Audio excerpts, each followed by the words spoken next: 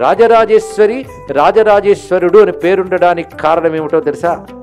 ఇది మహా శ్రీ విద్యా క్షేత్రము. అది దీని యొక్క రహస్యం. ఆ పరంపర ఇప్పుడు తెలియకపోవచ్చు కానీ ఇక్కడ శ్రీ విద్యా క్షేత్రం ఇది. అందుకే అమ్మవారు ఉపాసన ఇక్కడ సిద్ధి పొందిన చోటు.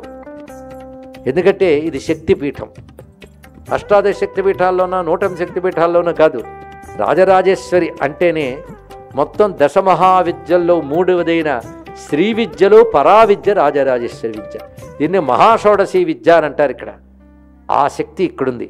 ఆ శక్తి ఎలా ఉంటుంది అంటే శక్తి ఎప్పుడున్నా శివుడితో ఉంటుంది. శివుడు ఎప్పుడున్నా శక్తితో ఉంటాడు. శివుడు శక్తి లేకపోతే మనం చూడలేమండి. శివుడు లింగంగా కనబడాలన్న శక్తి ఉండాలి. శక్తి ఉంటేనే కదా కనబడతాడు. కనుక లింగం కూడా శివశక్తుల స్వరూపమే. అలాగే శక్తి విడిగా మళ్ళీ ఒక రూపంతో కూడా గోచరిస్తుంది. కనుక రాజరాజేశ్వరి రాజరాజేశ్వర ఇద్దరు ఉన్నారు ఇక్కడ. అది తెలుసుకోవాలి. రాజరాజేశ్వరి అంటే శ్రీ విద్యాధిదేవత. శ్రీ విద్యాం శివవామ భాగ నిలయాం అని కీర్తిస్తూ ఉంటామే, ఆ తల్లి ఇక్కడ ప్రకాశిస్తోంది.